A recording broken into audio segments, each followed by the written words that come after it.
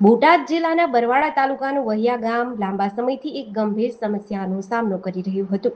ભારે વરસાદના દિવસોમાં ગામને જોડતો માર્ગ પાણીમાં ગરકાવ થઈ જતો હોવાથી સમગ્ર ગામ સંપર્ક વિહોણું બની જતું હતું. પરિણામે વિદ્યાર્થીઓના અભ્યાસથી લઈને દર્દીઓને તાત્કાલિક સારવાર અને ખેડૂતોની અવરજવર સુધીની અનેક મુશ્કેલીઓ ગ્રામજનોને વર્ષો સુધી સહન કરવી પડતી હતી. સ્થાનિક સ્વરાજ્યની ચૂંટણી દરમિયાન વહિયા ગ્રામજનો તથા ગામના આગેવાનોએ આ સમસ્યાના કાયમી ઉકેલ માટે બોટાદ જિલ્લાના પ્રભારી મંત્રી રીવાબા આર જાડેજા સમક્ષ રજૂઆત કરી હતી. ગ્રામજનોએ વર્ષો સુધી વિવિધ કક્ષાએ રજૂઆત કરવા છતાં પ્રશ્નનો ઉકેલ ન આવતા ચૂંટણી બહિષ્કારનો નિર્ણય પણ જાહેર કર્યો હતો. આ સંજોગોમાં પ્રભારી મંત્રી રીવાબા જાડેજાએ જિલ્લા સ્તરના આગેવાનો અને અધિકારીઓ સાથે ચર્ચા કરી ગ્રામજનોની સમસ્યાને ગંભીરતાથી સાંભળી હતી. તેમણે ગ્રામજનોની ચૂંટણી પ્રક્રિયામાં ભાગ લેવા અપીલ કરી અને તેમની સમસ્યાના કાયમી નિવારણ માટે સરકાર દ્વારા જરૂરી કાર્યવાહી કરવામાં આવશે તેવી ખાતરી આપી હતી.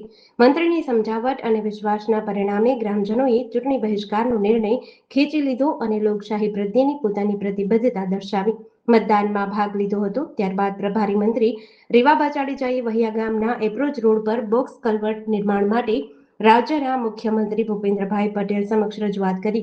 ગ્રામજનોની સમસ્યાને પ્રાથમિકતા આપતા મુખ્યમંત્રીએ તારીખ 6/7/2026ના રોજ વહિયા ગામના એપ્રોચ રોડ પર પુલ નિર્માણ માટે ₹350 લાખની મંજૂરી આપી હતી.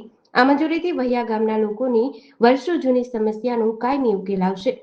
વરસાદી ઋતુ દરમિયાન ગામ સંપર્ક વિહોણું બનવાની સ્થિતિનો અંત આવશે તેમજ વિદ્યાર્થીઓ, ખેડૂતો, મહિલાઓ અને દર્દીઓ માટે સુરક્ષિત અને સરળ અવરજવર સુનિશ્ચિત થશે. પ્રભારી મંત્રી રીવાબા જાડેજાએ આ લોકહિતકારી નિર્ણય બદલ બોટાદ જિલ્લાના તમામ આગેવાનોનો આભાર વ્યક્ત કર્યો હતો.